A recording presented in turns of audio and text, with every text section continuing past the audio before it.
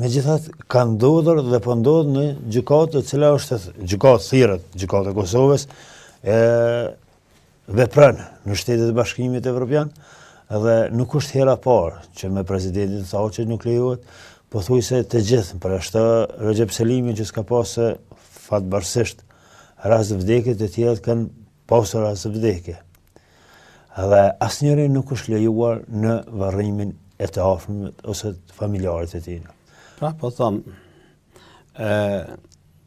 është tejet jo njerëzore që të mohohet një drejt të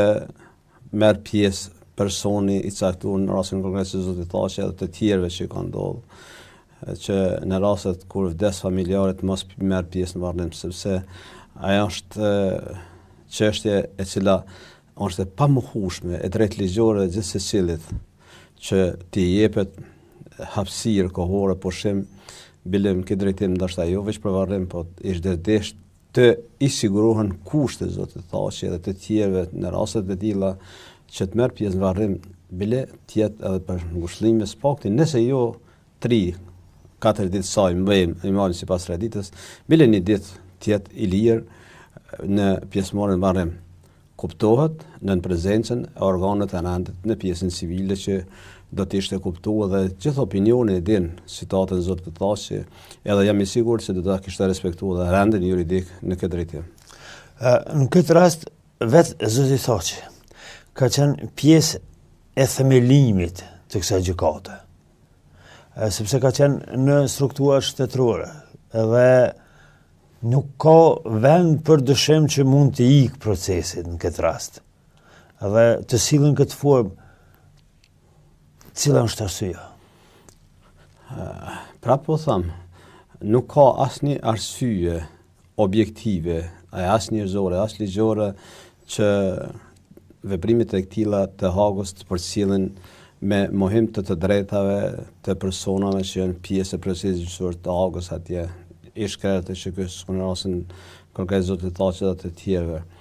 Nuk ka asnjë arsye, absolutisht s'mund bindet me asnjë argument se kjo do të ishte desht të veprohet në këtë mënyrë. Ndoshta po them tojza, zyrtarët e Hagos e vlerësojnë ta se mund të ketë një prishje të rendit apo një proces i cili do të indikote në mbarvajtjen e procesit gjyqësor në Hagë. Mirë po kjo prap nuk arsyetuohet, nga se po kishte desht zoti Thaçi